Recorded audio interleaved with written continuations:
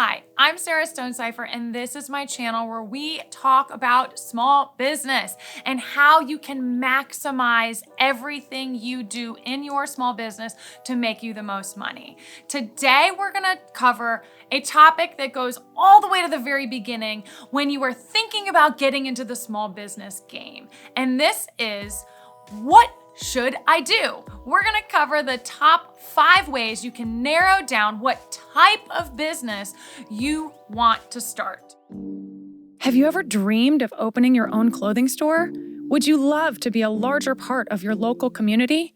Or maybe you already have an online shop but want to take the leap into a physical location. Well, join me as I pull back the curtain on all things brick and mortar. And don't forget to like and subscribe to stay updated on how to grow and thrive in your own retail storefront.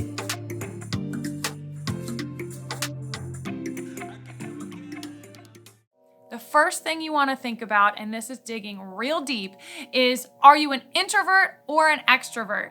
This really could be the pivotal question you can ask yourself if you want to be successful in small business. The reason why: I have a customer-facing business. I am on my sales floor every single day. Even though I have an amazing staff, I am the small business owner. So I am here and I'm talking to customers all day long.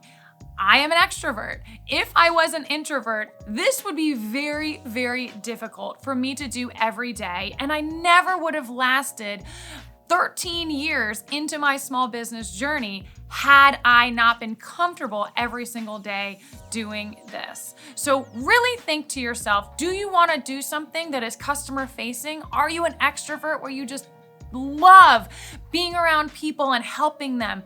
Or are you an introvert?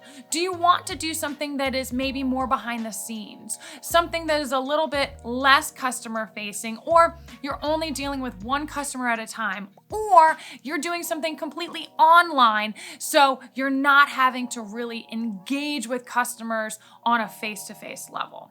That's number 1. Number 2, this is gonna sound cheesy, but I am serious. Where is your happy place? I look back to my own experience, and my happy place was growing up in my house. My mom converted one of our small little closets into a dress-up closet. She would go to thrift stores and buy dresses and shoes and all sorts of things for me and my sisters to play dress up in. I go back to that moment so many times because as a kid, that is all I wanted to do. I wanted to not only dress myself up, but I wanted to dress up every single neighbor and everyone around me, my sisters, and put on fashion shows. My sisters, yeah, they had fun, but that wasn't what they were into. And I realized really quickly that I had the fashion bug. And guess what? I have been in the fashion industry for over 23 years now, and you know, if you've seen any of my other videos, we're doing pretty good. We have a single storefront in my downtown where we're doing over $1 million a year.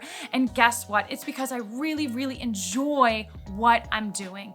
Maybe for you, you have some great memories of something that happened last year or when you were a kid, but figure out where that sweet spot is, and that will help you to narrow down from everything in the entire world what you are passionate about, because your passion as a small business owner will be what sets you apart.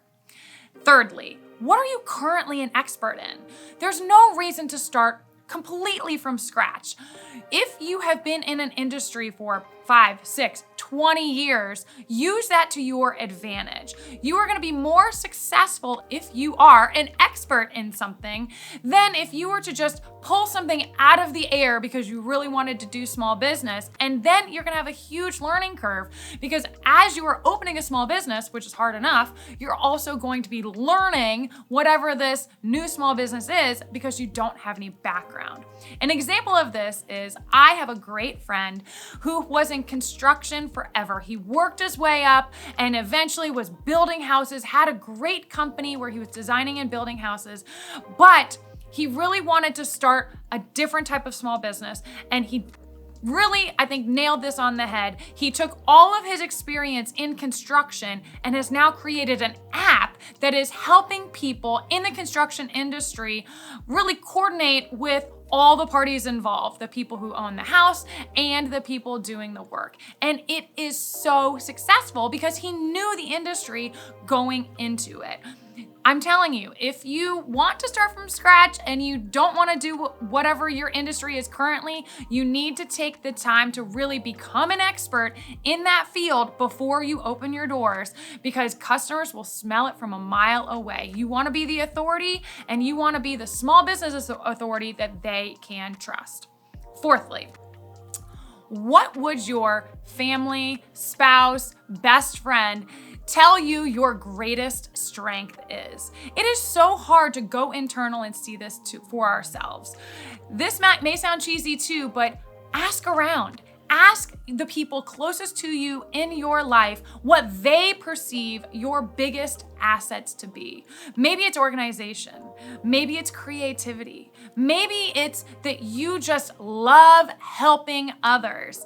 I'm telling you, this will also help you to narrow down what kind of field you want to be in. Maybe you love to stay organized. Your house is always meticulous, but you've never thought to start a home organization business, but your family and friends are like, hello, do you see this? This is your superpower. Really ask around and get people's outside perspective to see what you are good at, and then run with that. You will be more successful in your small business if you're able to parlay your inner assets that are already on the table for you. Lastly, number 5. This one is going to be super important because it's something that people don't actually think about. It's something totally in the back of our minds. I want you to get on Google, get on YouTube, get on TikTok, whatever it is, and go through your recent searches. Sometimes we don't even know what we're gravitating towards. We have it in the back of our heads that in our downtime, we just want to check out and be amused by something. But you don't necessarily think, oh, I could turn that Google search into a business. Go and see the patterns of what you are gravitating towards when you are in your most relaxed downtime. This will really give you an insight as to what your subconscious is telling you you love. Once again, if you are more interested in a subject than Joe Schmo here, your customers will feel it. So you really want to round out all of these things, what you're passionate about, what you already have knowledge in, what your family and friends really see strengths in you, and really round all of these things out to figure out what type of business not only you should start, but what type of business you are going to be super successful at. All right, thanks so much for joining me. If you want more videos, we release great small business hack videos every single Friday, so be sure to like and subscribe, and we'll see you soon.